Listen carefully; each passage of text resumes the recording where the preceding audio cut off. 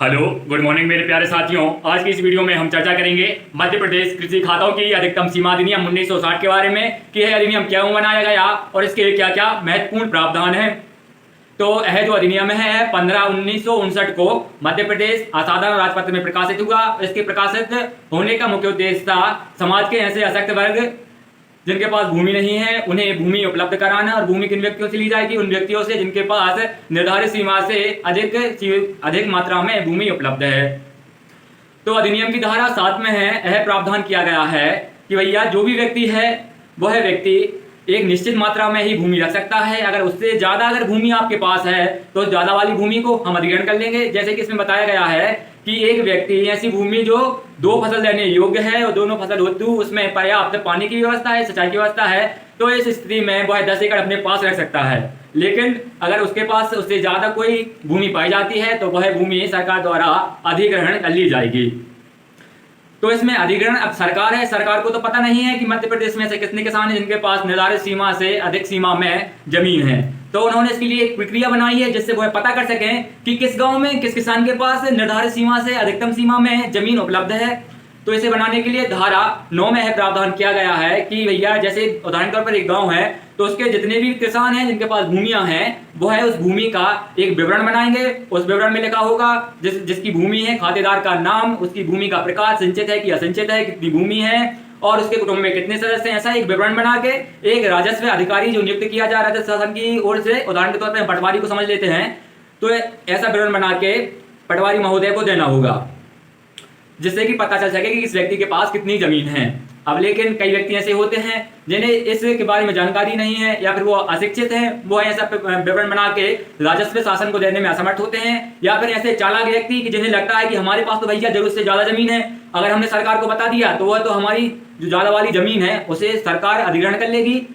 तो कुछ व्यक्ति वह जो प्रारूप है वह सरकार को नहीं दे पाते हैं। तो इस स्थिति के निपटने के लिए धारा 10 में प्रावधान किया गया है कि जो सक्षम अधिकारी होगा, उदाहरण के तौर पर हम पटवारी को समझ लें, तो वह ऐसे व्यक्ति जिन्होंने अभी तक भूमि का विवरण नहीं दिया है उनके पास जाएगा और उनसे कहेगा, उन्हें आदेश देगा कि भाई आप इस तारीख तक अपना विवरण हमारे सामने प्रस्तुत कर दें और उसे बाध्य करेंगे। लेकिन फिर भी अगर वह व्यक्ति विवरण नहीं देता है तो जो पटवारी महोदय हैं, जो सक्षम अधिकारी होंगे, उन्हें इतना अधिकार होगा कि वह उस भूमिधारी की भूमि के संबंध में जानकारी एकत्रित कर लें। जानकारी एकत्रित कैसे करेंगे? किसी अन्य रीति से, जैसे कि गांव में कोटवाल होता है या गांव का जो पटेल होता है उसके माध्यम से या किसी अन्य अभिलेख के माध्यम से वह उस भूमि के संबंध में जानकारी इकट्ठा कर लेंगे।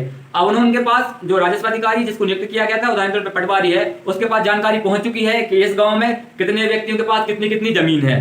अब जिन व्यक्तियों के पास निर्धारित सीमा से अधिक मात्रा में भूमि है उनके संबंध में जो सक्षम अधिकारी होगा पृथक से एक और विवरण बनाएगा और उस विवरण में लिखेगा वो क्या? खातेदार का नाम, उसके बाद टोटल कितनी जमीन है, कितनी सूखी भूमि है, कितनी सिंचित भूमि है, कितनी ऐसी भूमि है जो 1 फसल देने योग्य है, कितनी ऐसी भूमि है जो 2 फसल देने योग्य है, तथा यह भी निर्धारित करेगा कि उस खातेदार के कुटुंब में कितने सदस्य हैं एवं ऐसा कोई व्यक्ति तो नहीं है जिसे इस अधिनियम के द्वारा छूट दी गई हो। ऐसा एक विवरण पत्र बनाएगा।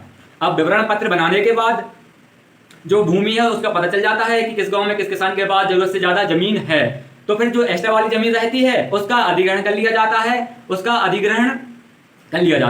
अब अधिग्रहण तो कर लिया गया भूमि का, लेकिन अब अधिग्रहण करने के बाद जो सरकार के पास जो भूमि पहुंच चुकी है उस भूमि का राज्य शासन क्या करेगा? तो राज्य शासन क्या करेगा? धारा 35 में है बंद दिया गया है कि ऐसी भूमि जो किसी व्यक्ति से जिसके पास निश्चित सीमा से ज्यादा भूमि थी उसे अधिग्रहण कर लिया गया है, उस भूमि को वह राज्य शासन ऐसे अन्य व्यक्तियों को प्राथमिकता के आधार पर दे देगी, आवंटित कर देगी। फ्री में नहीं देती है, आवंटित करती है। उसके लिए भी पैसा उन लोगों को देना पड़ेगा।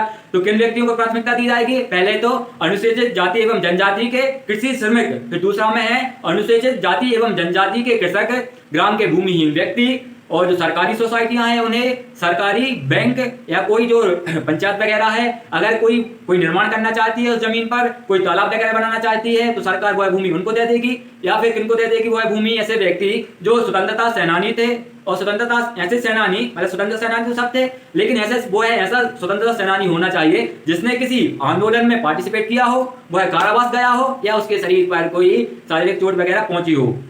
तो इन व्यक्तियों को ऐसी भूमि प्रदान कर दी जाती है और उनसे प्रतिकर, मतलब कि जो भूमि उन्हें दी जा रही है, आवंटित की जा रही है, उसके बदले में उनसे पैसा भी लिया जाता है। अब पैसा लेने की रीति क्या रहती है, तो पैसा या तो वह एक मुश्त दे सकते हैं या उन्हें किस्तों में दे दिया जाता है कि भाई आप किस्तों में इसका प्रतिकार हमको दे सकते हैं, किस्तों में इसकी पेमेंट हमें कर सकते हैं। अब यह तो हो गया। अब लेकिन वह व्यक्ति जिसके पास जरूरत से ज्यादा जमीन थी, निर्धारित सीमा से ज्यादा जमीन थी, उससे सरकार ने भूमि ले ली है।